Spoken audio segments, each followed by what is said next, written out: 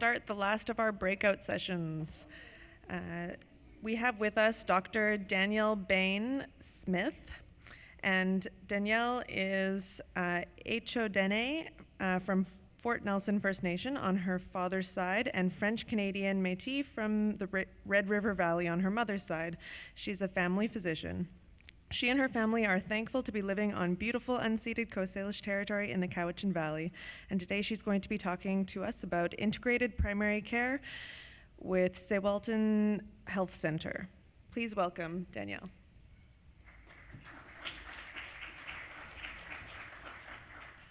Good morning, everybody. Thank you so much for coming out to our session this morning. I'd like to acknowledge the unceded Coast Salish territory that we're gathered on today.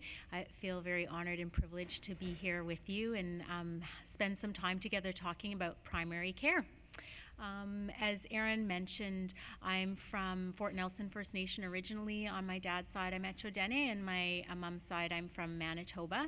And I'm a rural family physician by training, but I've been involved with medical education for the last, since 2008. And in 2011, I got the opportunity to join UBC as the site director for the Aboriginal Family Practice Residency site. So that's how I ended up back on the West Coast. And I've had the honor and privilege of working with Cowichan tribes at Ts'ewulhtun Health Centre as a family doctor since last November. So before I begin, actually, I'll just let everybody know that the presentation actually isn't very, very long. It's probably about 25 minutes maybe, and we intentionally wanted to leave quite a bit of time for discussion. We are not experts in Indigenous primary care at Ts'ewulhtun Health Centre. We're learning together, and really what we wanted to do this morning was share our experiences thus far of trying to create a culturally safe, Indigenous-led primary care model over the last 12 months, and then we'd really love to have time to hear from you about your experience and what you found has worked in your communities or hasn't worked, and really benefit from some dialogue and informing one another's moving ahead. So again, common goals at our center and with our partners is to collaborate to support best care for Aboriginal peoples in the Cowichan Valley. And we're really interested in pioneering an innovative, sustainable, culturally safe, holistic primary care model that can be shared with other communities. So in terms of this presentation, what we'll do is describe what we're currently offering in terms of physician services at TWT, also known as Ts'ewulhtun. We will describe our proposed interim services. And finally, describe our vision for a holistic wellness center with integrated primary care services. So currently at Ts'ewulhtun, we have 6 family physician sessionals per week, so that's the equivalent of 3 days per week, and they're split between myself and another local family physician, Dr. Graham Blackburn. And so I'm actually at Ts'ewulhtun 2.5 days a week, and Dr. Blackburn is there half a day a week. And our primary role thus far in the last year has been to support nursing and other team members. And we've also played an administrative role in developing primary care vision and community programs. So that's how I come to be here with you today, is through that role of having discussions with the community and the health center leadership and our health partners around what could innovative primary care reform look like in a First Nations health center. So as a result of the limitations, so the fact that we are only available as physicians 3 days a week, and we've got limited administrative support, we have not established a conventional family practice yet, and that decision has been a difficult decision because, of course, when the community hears that there are doctors at the health center, people make a lot of assumptions about what type of service is available. But we have really kept as our guiding principle that we want to provide safe and effective care and treatment for people. And when we say safe, we mean that to be medically safe and culturally safe. And so with the current limitations, we're just not able to provide that full scope service. And so we have not established a conventional family practice yet. The types of clients that we see include clients with chronic pain, and we share that care with their local family physician. So we would see the clients primarily for their pain issues, and their family physicians would work with them on all their other primary care issues. We see clients for IUD insertions, fertility control, and any time-sensitive referrals if a client can't get in to see their local family physician. We see lots of families who come in for immunizations and may have other concerns, so have a cough or a rash or pink eye is what I saw yesterday. And so that's been a really nice added service, certainly for the families and the nurses as well, to be able to offer clients come and see us for something that's quick.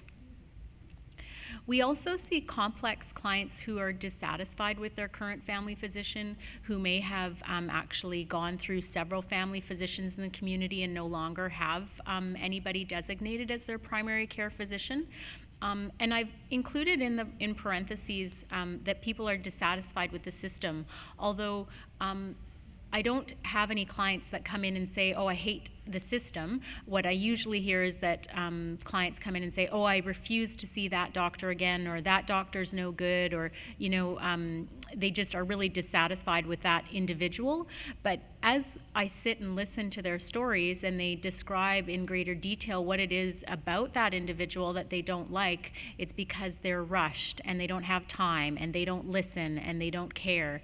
And I know from working on the other side of that equation as a family physician that those are really systemic issues, and that over time, when you're practicing as a family doctor in a fee-for-service environment where the government is paying you to see as many people as you possibly can in a day, you know, it becomes very difficult and it's easy to burn out. And so I really think that the dissatisfaction that clients are talking about is more with the system than it is with those individual doctors. We also see unattached clients who need care, so clients who don't have family physicians. We have lots of clients that might be moving in between communities, so they might have a family physician in their home community, but they're visiting on Cowichan territory, so they need to see somebody, so we'll see them as well. And then we see elders with mobility issues for home visits. And finally, we also see staff and Cowichan tribe members who are simply having difficulty accessing their own family physicians. The typical wait, I would say, just from hearing clients come in to see us, a typical wait to see a local family physician in the Duncan area would be anywhere between kind of 1 to 3 weeks. And so oftentimes clients just feel they can't wait that long. So our current challenges include limited continuity and fragmented care. As I mentioned, we're only there 3 days a week, and so people have issues and have problems that come up on the other days when we're not there, and that leads to fragmented care. The fact that we can't provide a full-fledged service means that a lot of people have other family doctors in town, and so there's a little bit of fragmentation there because they might see us and get one opinion, but they're still under the care of their regular family physician. So we try to keep the lines of communication open. It has, in some occasions, however, led to disrupted and strained relationships with local physicians for not really having a total understanding of what it is that we might be doing at the center, and feeling that we might be just disrupting their care and their relationship with their patient. We have limited administrative support right now, so that does lead to underused healthcare professional skills. So we're responsible for doing our own faxing and booking appointments and things like that. So we do spend quite a bit of our time doing administrative tasks. And unfortunately, we've had lack of stability of funding, and so that's really limited our ability to envision what the future might hold, because we're still kind of in this holding pattern, wondering whether or not the sessions that we're billing are going to come through, if we're going to have that support, and what the support might look like in the future.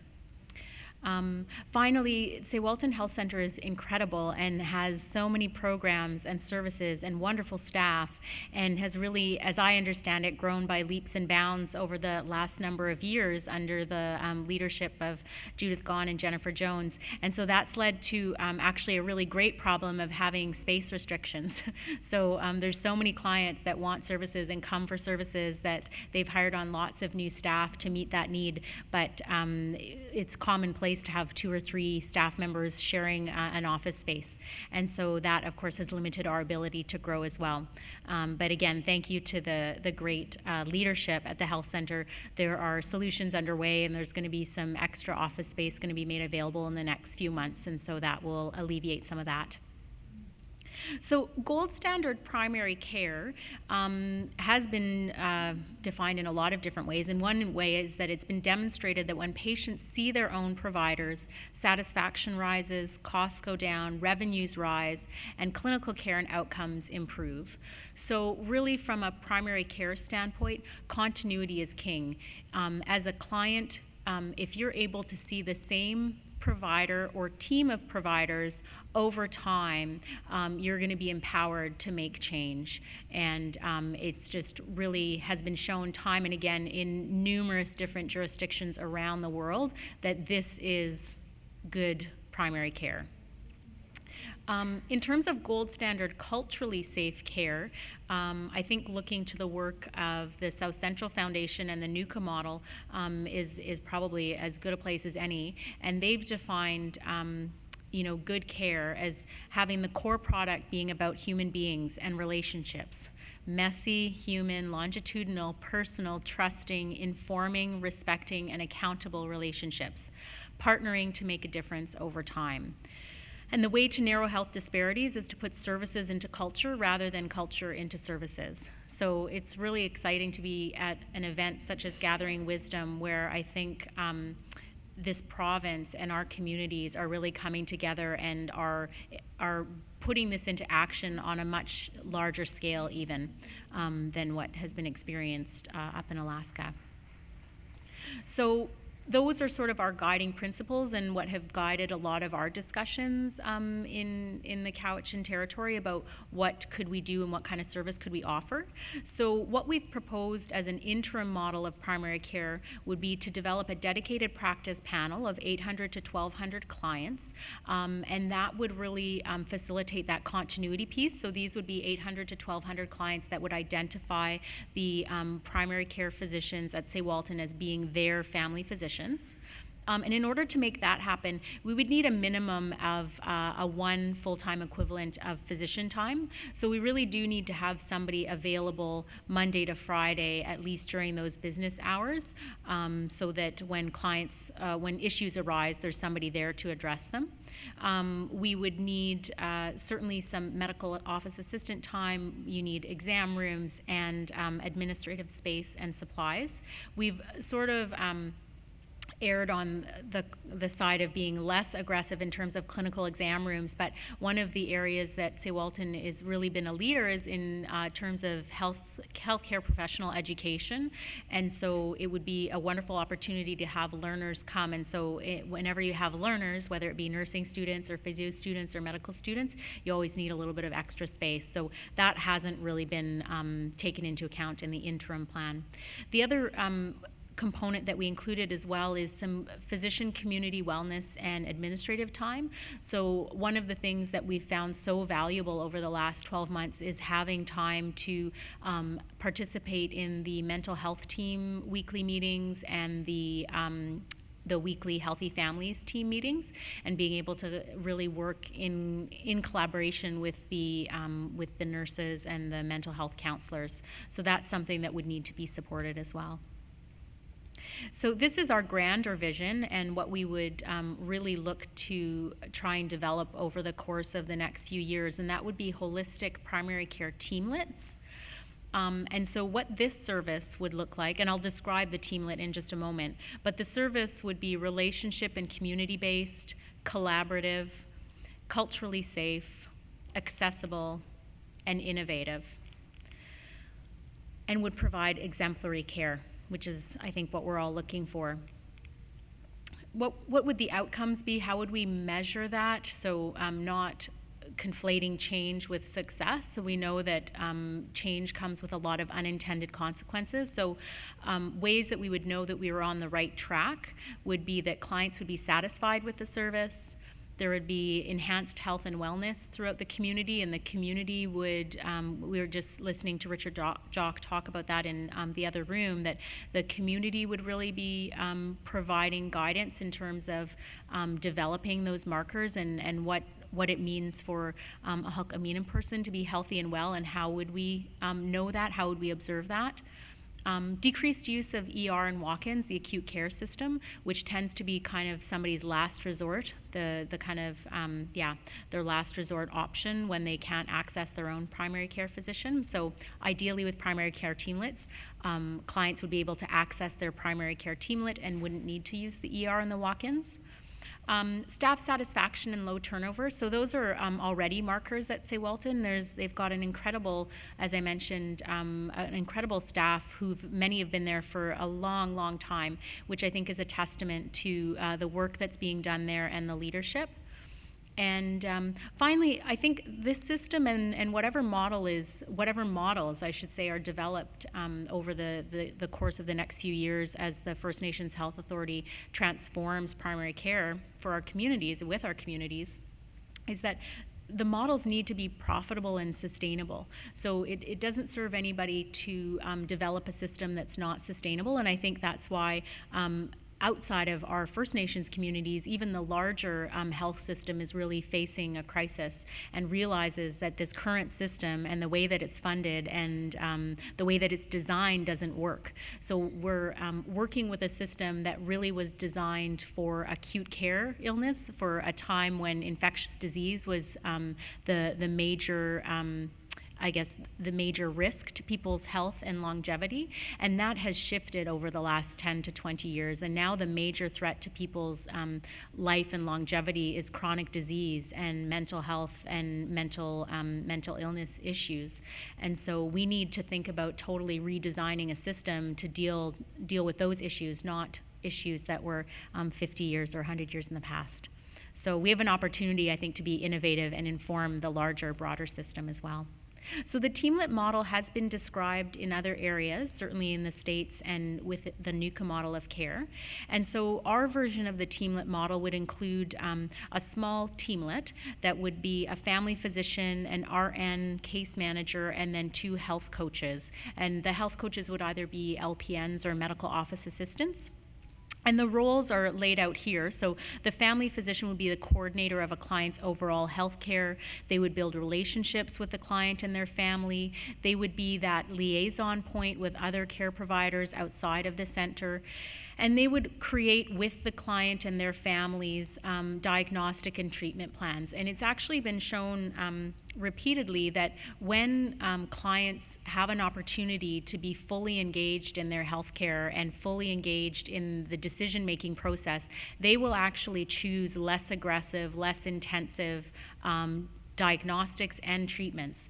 But the key there is being fully engaged and fully informed. And as I mentioned earlier, the current model doesn't allow and doesn't compensate people to take the time to make that happen. So the RN case manager would actually have a primary role of focusing on preventative health measures and what we would consider sort of health and wellness panel management. So that would be kind of looking at that whole group of 800 to 1,200 people and saying, okay, how are we doing on issues around colon cancer screening and prevention? How are we doing in terms of rates of pap smears and cervical cancer detection? And then also, so I'm using kind of those medical model outcomes, but again, there would be an opportunity for discussion with the community and say, okay, what would be the important health and wellness maintenance tasks that this Teamlet manager should be undertaking? And then the health coaches are such an interesting role. So these are typically community members who have this additional training either as LPN or MOA, and they're really the mainstays of the relationship between the client and the Teamlet. They greet the client, they take the client to the room, they do their initial vital sign measurements, they review pre-visit questionnaires. They conduct the post-visit review with the client to ensure that the client understands what just happened, what the plan is, what the treatment is, what that's all about. And then they would also have the technical skills of doing things like throat swabs and EKGs and blood draws if necessary. So a typical Teamlet visit might look like a client and family being greeted by the Aboriginal health coach, meeting with the health coach and establishing the goals for the visit, then having the health coach do an initial history and data gathering, like I mentioned, the vitals and things. Then having the family physician come in and, again, do the relationship development piece and review the concerns. And in that time, the family physician would work with the client and the family to get a better understanding of what the issues are that day, what the appropriate diagnostic tests that might be that they could recommend, what appropriate treatments they might recommend, and whether that fits with what the client's needs. And then I think this is probably the most key step, is that the family physician leaves and the health coach stays and reviews the plan, including the diagnostic tests, the treatment plans, and the follow-up. And this last step is really, I think, the marker of whether this model works or not, is that the client leaves with a sense of clarity, satisfaction, and empowerment about making informed choices about their health. I've had this very unique opportunity over the last year to sit with many people who are dissatisfied, as I mentioned, with their current primary care service, and try to understand from them what it is that has happened, why things didn't work out for them. And it's been really interesting to kind of try and piece together stories and be sitting in sort of a medical, non-medical place and try to understand and make sense of the story that's being shared with me. And I would say probably 9 times out of 10, when I finally feel like I've got all the pieces together and I kind of understand what might have happened at the ER department or at the family physician's office, I think, if everything were the same, like I probably, and this isn't to say that my family medicine skills are the best, but I often think, I probably would have suggested the same diagnostic tests. I probably would have suggested the same treatment plans, and I probably would have come up with the same diagnosis. But the piece that seems to be missing, and then often because I have the benefit of having the time to sit with people and work through and explain things and kind of check their understanding, and if there are areas of misinformation or misunderstanding, we work on clarifying that together. People seem, and we haven't evaluated this, but people seem to be more satisfied when they leave with the information that we've kind of created together. But it actually hasn't been much different than the information that they've gotten in the community from their local family physicians. So I think it's really that key piece of making sure that that somebody understands what it is that was just communicated.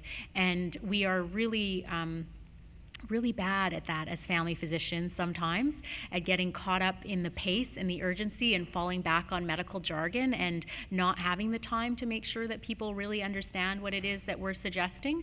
And so again, being able to have the time and have that relationship building and communication clarity built into the model is, I think, going to be a really successful way to move forward.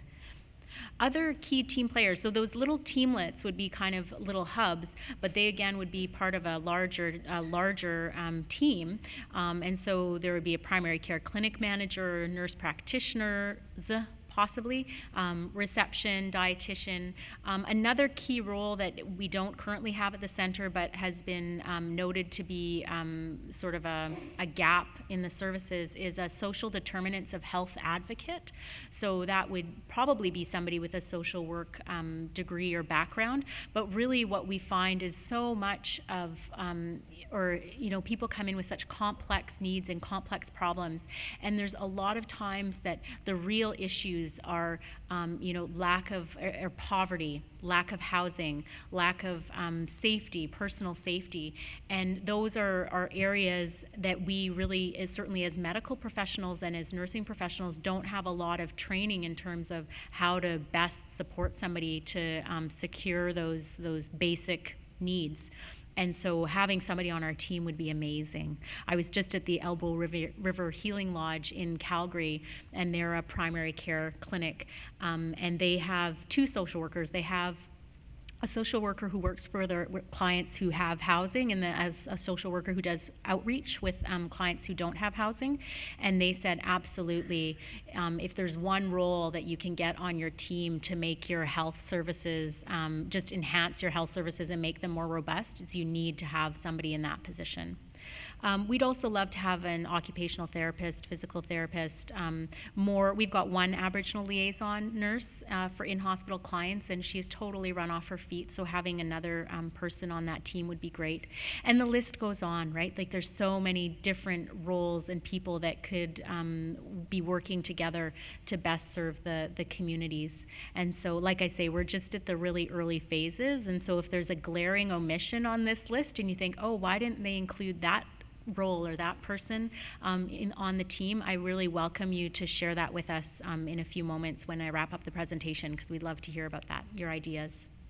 So the primary care teamlet, we see them as being really integrated in a larger network of community health and wellness services, and that these different teams work seamlessly together to support the care of the community. So the current health center teams include a healthy families team, healthy lifestyles, maternal child health, dental health. Quinatsistal is the mental health team, and the Cowichan elders program. We would envision including a traditional medicine and spiritual wellness team that would be more formalized. So currently the health center does work with traditional peoples in certain instances where the client is directing that and guiding that process. But I think there's a lot of desire, certainly I've heard from different areas of the health center and the Cultural Safety Committee, to include more traditional medicine and spiritual wellness. Integrative practitioners, so again, people that work sort of in that area between traditional and Western medicine, and how does that all come together, and then primary care teamlets. So what would be offered at this wellness center that we're envisioning as being a sort of much larger space than we currently occupy? So a sacred healing room, a medicinal garden, exercise facility, community cooking facility, traditional cooking facility, an artist in residence in the waiting room, so having an area to perhaps have somebody doing weaving or knitting or carving, so that that might be a part of people's experience as they're waiting to access services. And then on the more biomedical side, we would love to include clinical space for visiting specialists. There are a number of specialists that currently come to the center, and every time we have somebody come, it's an exciting time because we know that that's an enhanced service, but there's a lot of shuffling and people moving around their offices, so it'd be nice to have dedicated space. Laboratory services, diagnostic imaging, and pharmacy. A very common complaint that I hear from clients is that they absolutely do not want to go to the hospital.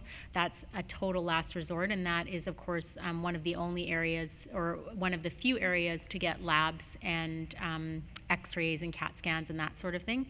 And unfortunately, although there's been a lot of work in the area to improve the safety of the service at the hospital, there's still a lot of work to be done, and there's a lot of really historically entrenched negative associations with the hospital. So I think the more services that can be offered right on Cowichan Tribe's territory, the better. Another issue is, of course, transportation, and not everybody has access to transportation. Public transportation is an issue, so if there's more of a one-stop shop, that would work better. Thanks, Erin. So educational excellence. Ts'ewulhtun Health Centre, as I mentioned earlier, is a highly sought clinical training experience for healthcare professionals, so there's constantly requests to come and work with the staff. We would like to see expanded and enhanced opportunities for education by formalizing relationships with post-secondary institutions, center-specific training programs, so similar to the NUCA model in Alaska, they train all their own health coaches, and dedicated teaching space and resources. So again, just thinking forward and trying to ensure that all of the plans that we're making now do their best to kind of fit what the needs are going to be in the future. The Teamlet primary care aligns with the 7 directives, certainly of the First Nations Health Authority. It's community-driven, nation-based. It increases First Nations client and family decision-making in their primary care. It improves primary care services. fosters meaningful collaboration and partnership within the Teamlet, between the Teamlet and the other Ts'ewulhtun Health Centre teams, and then in the broader level outside with the other the external medical community in the local Cowichan area. Develops local human and economic capacity. I'm always excited when I have little ones come in and I get to ask them what they want to do when they grow up, and they kind of get that bit of a blank stare and wait, and have you ever thought about being a doctor, and kind of shaking their head, and then by the end thinking, do you think you might want to be a doctor? Yeah, it's exciting, just that idea. I think when people see another Aboriginal person doing something, it makes that possible, right? That can be included in your dreams and your visions. It's without prejudice to First Nations interests, because it's all kind of driven by the community, and functions at a high operational standard. That, again, is kind of what guides what we're doing.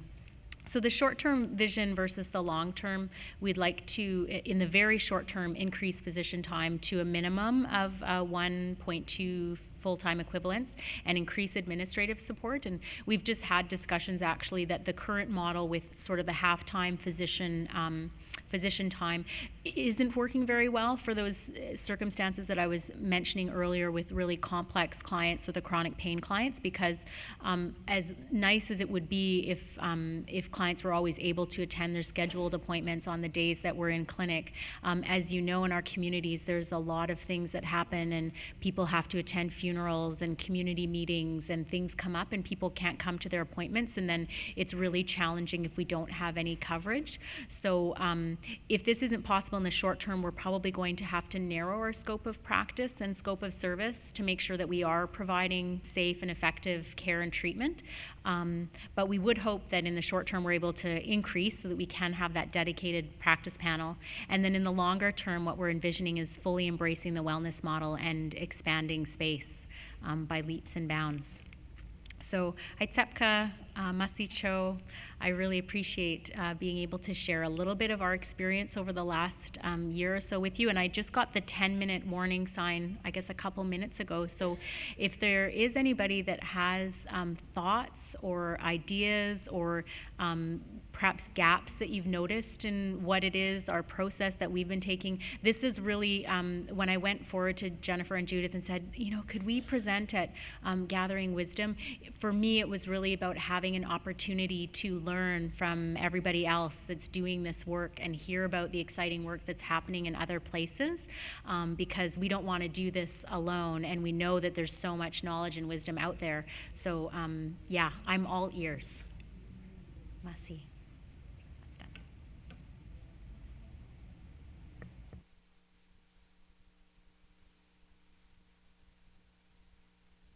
Not all at once.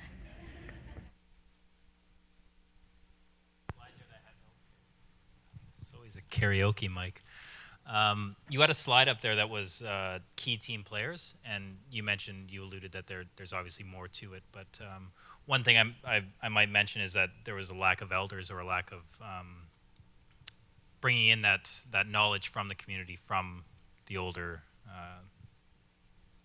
with the culture and the elders is bringing in. That's the only gap I saw. So, yeah. Thank you. That's an excellent point. And I'm sorry that there was that oversight, because I think certainly we've been guided every step of the process. I've certainly been guided by Judith and Jennifer, who have been guided by the elders that they work with.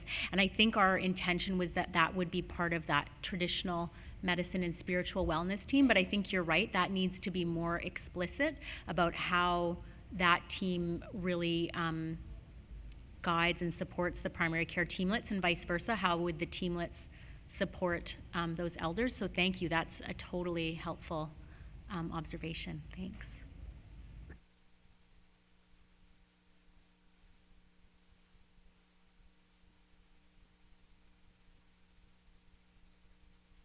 So the question is around what kind of training the health coaches receive. So we don't actually have any on-the-ground health coaches right now, but in the other places that have teamlets, health coaches are usually either a licensed practical nurse or a medical office assistant who would have the medical office assistant training with some additional sort of health coach training. Yeah. Question I have is just around the physician time. Where I live, you know, we live in a really remote community. I'm basically here to learn from you. I'm from an area, a place called Clem-Too, and up there, you know, we face our doctor comes in bi-weekly, comes in every 2 weeks. He comes up on a private little speedboat from Bella Bella, and comes to Clem-Too, weather permitting, to see clients. But you know, we have more clients than there is doctor time. The system that's in place right now isn't very effective. And you talked about fragmented care, and that's another thing we're facing as well. We have worked in the past where we've trained our own home and community care workers, but we haven't branched out into the LPN component, because if we did branch out into the LPN component, then maybe the nurses can be on site while the head nurse, the RN, is off duty for a bit, you know, in face of burnout. But like my question after all that is how do you deal with that system? I guess you have more doctor time than we would have doctor time up in Clem-Too. It's different settings.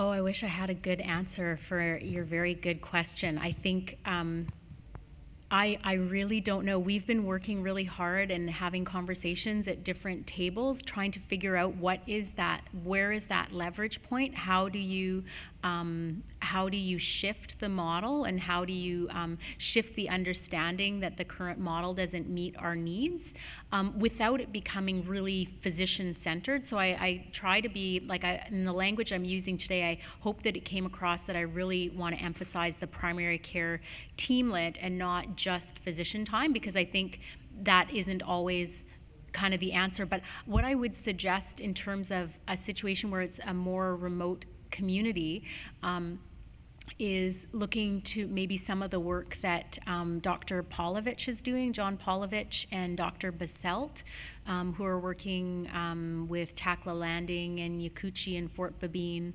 and Tatchit, I believe, and then Dr. Baselt working with Tseke and I can't remember the other community, but they're using the telemedicine. And so now I'm speaking a little bit from my role as the site director for the residency program. So we have 2 of our family medicine residents that work with Dr. Polovich and fly into those communities a week, a month. And then he provides care to those communities through telemedicine the other 3 weeks of the month. So they've found a way to ensure that there's continuity of care without actually needing to have a doctor on site all that time.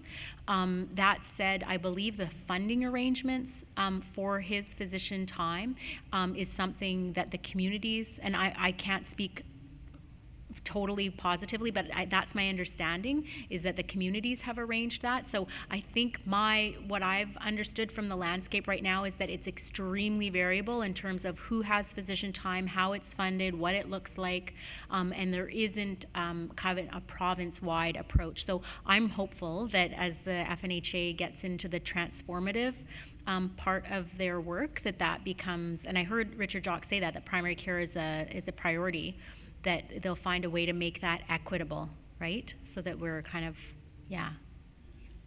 That was a long answer.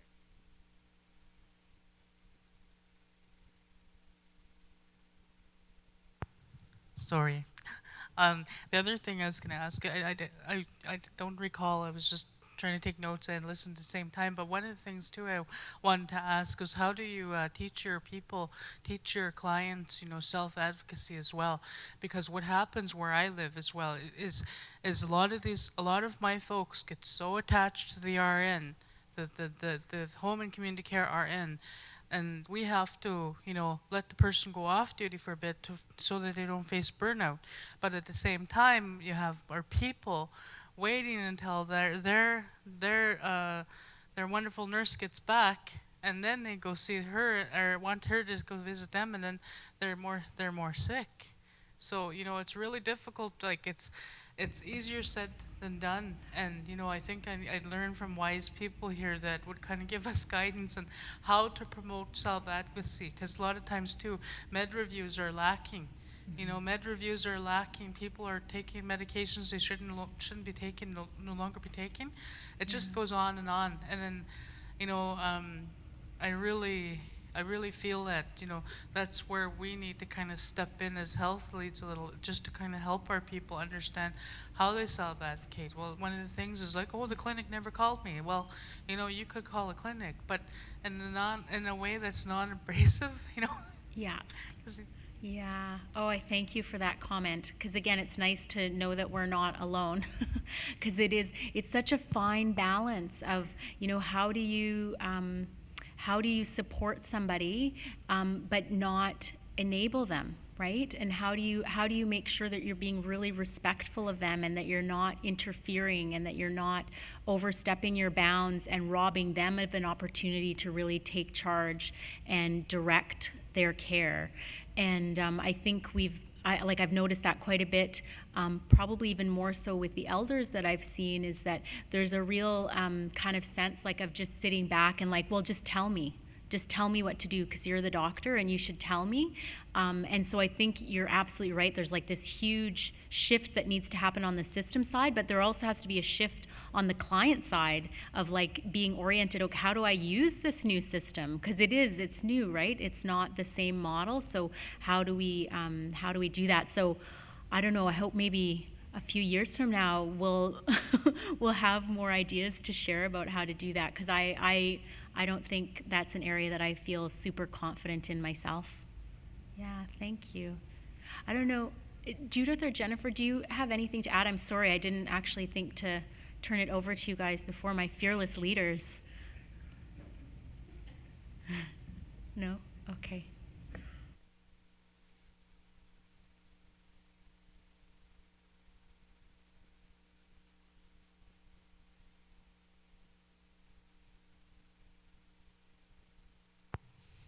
Thanks so much.